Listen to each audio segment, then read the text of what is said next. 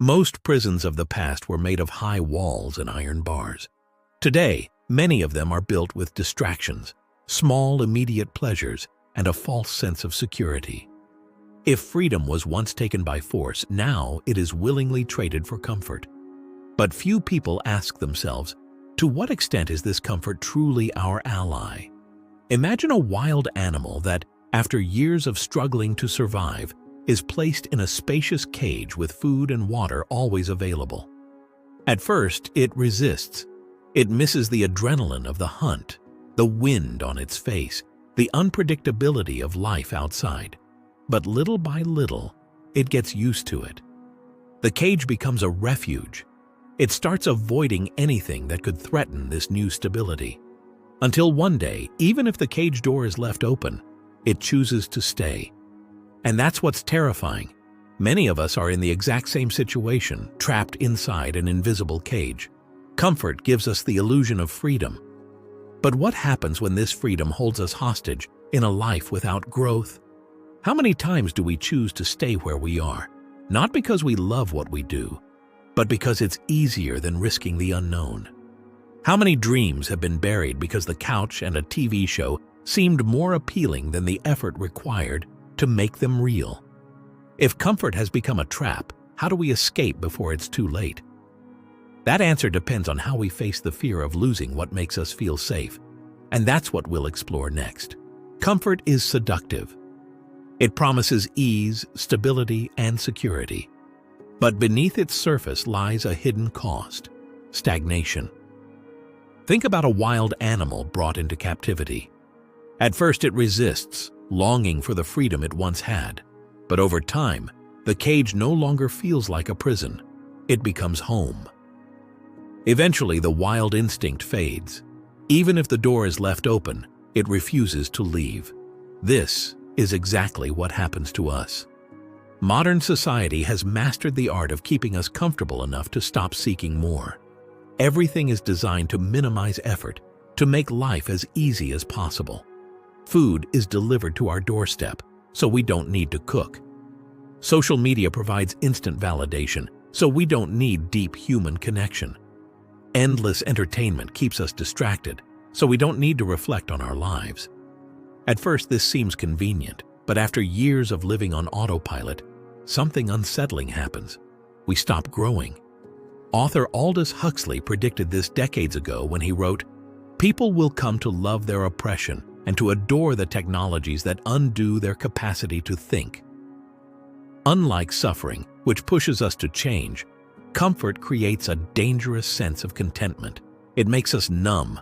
The problem is that growth requires discomfort. No one becomes stronger without struggle. No one achieves greatness by choosing what is easy over what is meaningful. Yet society constantly encourages the path of least resistance. Why? Because a passive population is easier to control. People who are comfortable don't question the system. They don't challenge authority. They don't take risks. This is why so many lives are spent chasing distractions rather than purpose. It's easier to scroll through a screen than to chase a dream. It's easier to stay in a job we hate than to risk uncertainty. But here's the real question. Is this truly living? Or are we just keeping ourselves busy inside an invisible cage? If comfort has become a trap, what is stopping us from breaking free? The answer lies in one powerful force: fear. And that's what we'll discuss next. Fear is one of the most powerful forces that shape human behavior.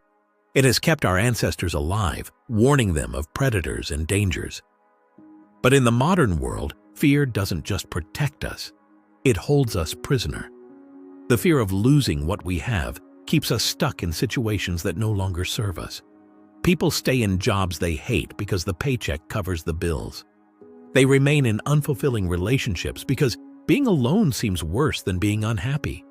They abandon their dreams because failure feels more terrifying than regret.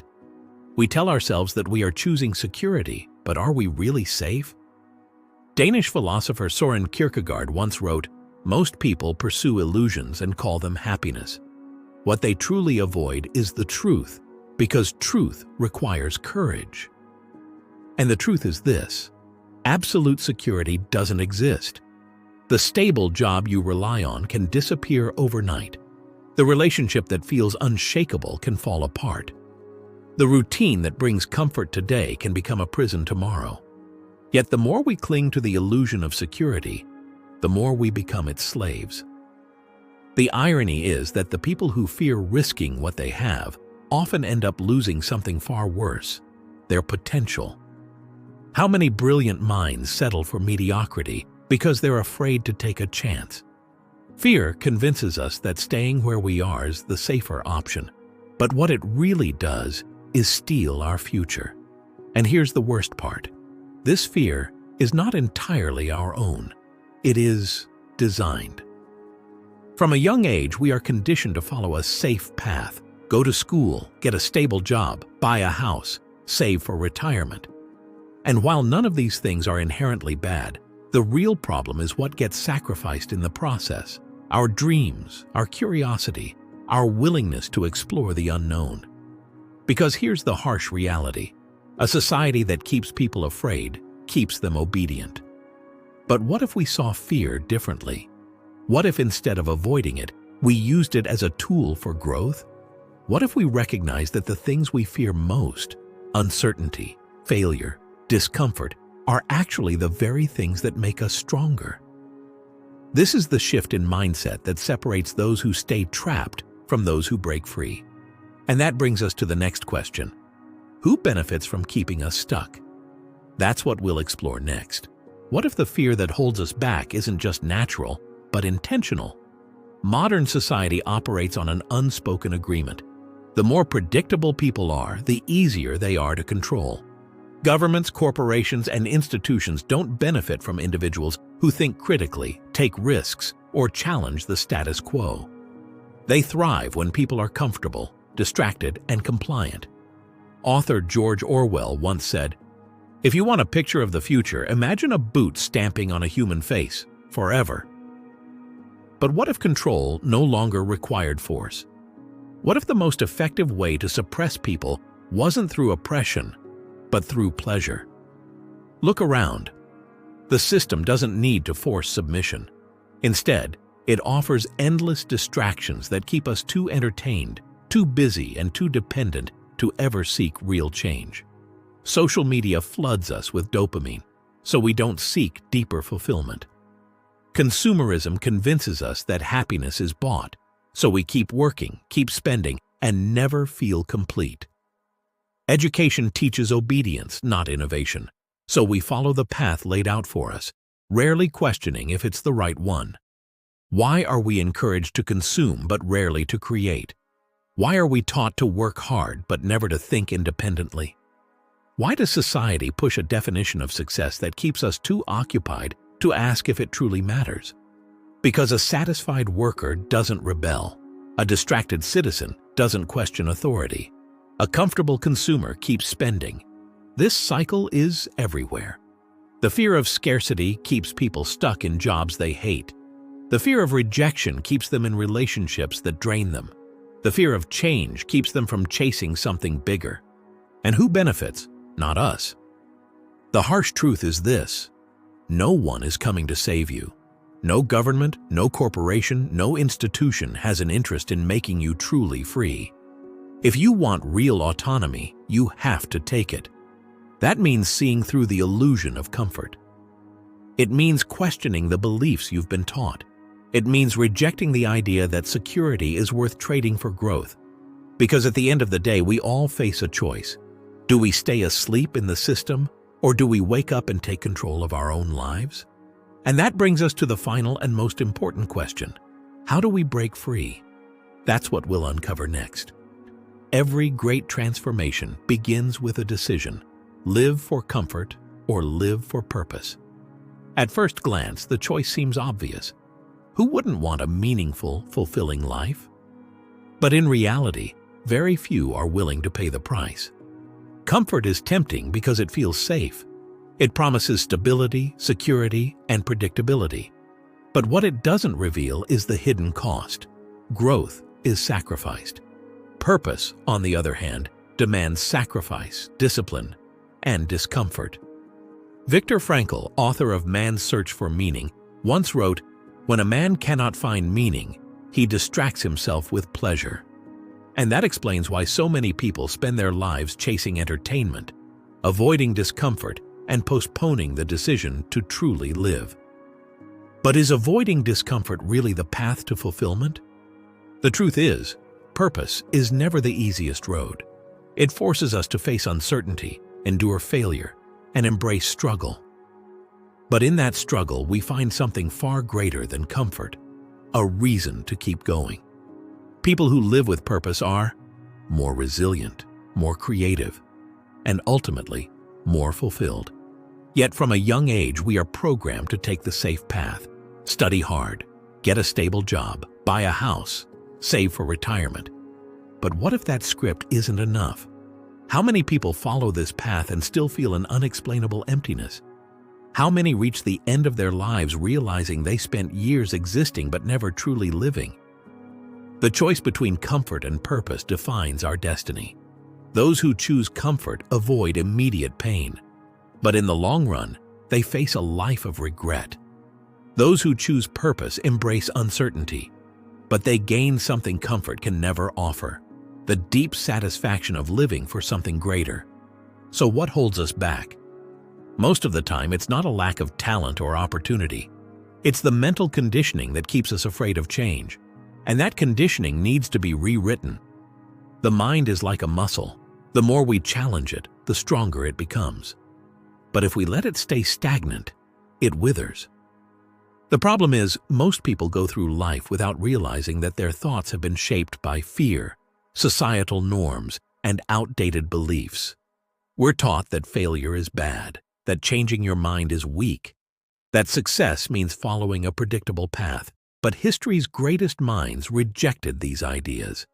Thomas Edison failed thousands of times before inventing the light bulb. Steve Jobs was fired from his own company before revolutionizing technology. Nelson Mandela spent decades in prison before reshaping a nation. What did they all have in common? They saw challenges as fuel for growth. Now ask yourself, what stories have you been telling yourself? Do you see yourself as a victim of circumstance or as the author of your own story? Real change starts with a shift in mindset. Every time fear arises, ask yourself, is this fear real, or is it just an illusion created by my conditioning? The process of rewiring the mind is ongoing, but it begins with one decision: to stop avoiding discomfort and start using it as a tool for transformation. Because understanding the trap of comfort is only the first step. True transformation happens when awareness turns into action. And that leads us to the final, most important question: how do we break free? That's the last piece of the puzzle, and it's time to put it all together. Understanding the trap of comfort is one thing, escaping it is another. The biggest mistake people make is waiting for the perfect moment to change. But here's the truth: that moment will never come. If there's one thing that unites all the great minds who changed history, it's this: none of them waited for permission. They just started. So how do we break free from the invisible prison of comfort? Step 1. Create intentional discomfort. The first step to growth is introducing small doses of discomfort into your daily life. Not something extreme, not something impossible. Just small challenges that rewire your brain to see discomfort not as a threat, but as an opportunity. Wake up an hour earlier. Start that project you've been postponing. Break a bad habit. Learn a new skill. The goal isn't the challenge itself. It's training your mind to embrace uncertainty. Step 2. Redefine failure. Most people see failure as an ending. The successful see it as part of the process. Thomas Edison failed over 10,000 times before inventing the light bulb. Michael Jordan missed hundreds of game-winning shots before becoming a legend. The difference? They didn't fear failure. They used it. If you see failure as proof that you're not good enough, you'll stop. If you see failure as proof that you're growing, you'll keep going. Step 3. Shift from consumption to creation. Modern society trains us to consume. Endless scrolling, binge-watching, mindless entertainment. But real fulfillment doesn't come from consumption. It comes from creation. Instead of just watching, start building. Instead of just reading, start writing. Instead of just consuming, start contributing. Those who only consume remain spectators. Those who create become the architects of the future. Step 4. Take full ownership of your life. Here's the hardest truth. No one is coming to save you. Yes, the system profits from your stagnation. Yes, the world is designed to keep you comfortable and distracted. But ultimately, the choice is yours. You can keep waiting for a sign, or you can become the sign.